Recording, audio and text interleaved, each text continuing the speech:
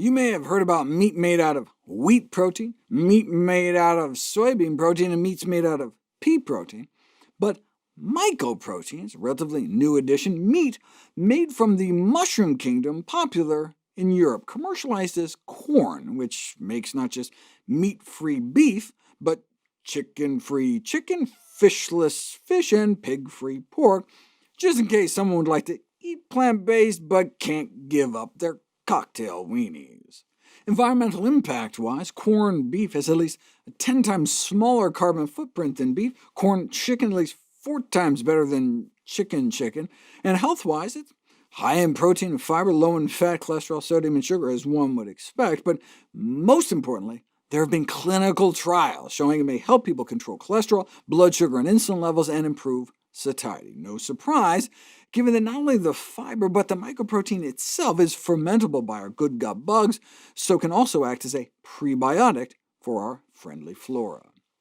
There have been rare authenticated reports of people with mycoprotein allergies, and even more with unvalidated complaints, but given how many billions of packages have been sold, the rate of allergic reactions may be on the order of like 1 in 9 million. Here's the cholesterol data converted into US numbers. So significant drops in total and LDL cholesterol, more than 30 points within 8 weeks.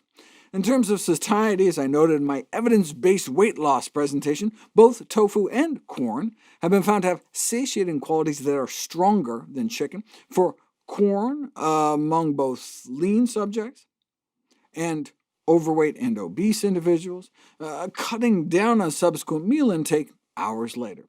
It's funny, when the meat industry funds obesity studies on chicken, they choose for their head-to-head comparison foods like cookies and sugar-coated chocolates. This is a classic drug industry trick where you make your product look better by comparing it against something worse.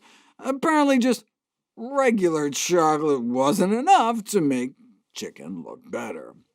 But what happens when chicken is pitted against a real control like chicken without the actual chicken? Chicken chickens out. For example, feed people a chicken and rice lunch, and 4.5 hours later they eat 18% more of a dinner buffet than those instead who got a corn and rice lunch, cutting about 200 calories on average. Part of the reason plant-based meats may be less fattening is that they cause less of an insulin spike. A meat-free chicken like Quorn causes up to 41% less of an immediate insulin reaction. It turns out animal protein causes almost exactly as much insulin release as pure sugar. Just adding some egg whites to your diet can increase insulin output 60% within 4 days, and fish may be even worse. Why would adding tuna to mashed potatoes spike up insulin levels, but adding broccoli instead drop the insulin response by about 40%?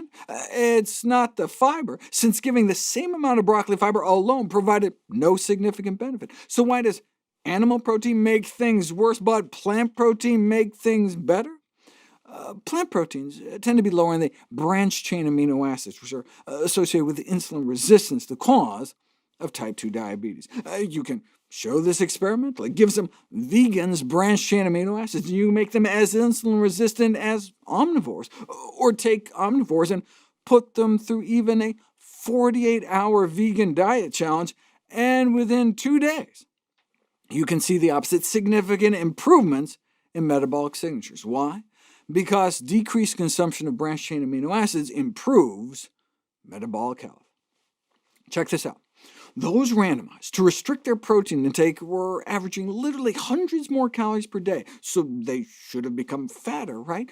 But no, they actually lost more body fat. Restricting their protein enabled them to eat more calories, while at the same time they lost more weight, more calories, yet a loss of body fat. And this magic protein restriction, they were just having people eating the recommended amount of protein. So maybe they should have called this the normal protein group, or the recommended protein group, and the group that was eating the more typical American protein levels and suffering because of it, the excess protein group. Given the restoration of metabolic health by decreased consumption of branched-chain amino acids, Leaders in the field have suggested the invention of drugs to block their absorption, to promote metabolic health and treat diabetes and obesity without reducing caloric intake. Or we can just try not to eat so many branched-chain amino acids in the first place. They're found mostly in meat, including chicken and fish, dairy products, and eggs, perhaps explaining why animal protein has been associated with higher diabetes risk, whereas plant protein appears protective. So defining the appropriate upper limits of animal protein intake may offer a great chance for the prevention of type 2 diabetes and obesity.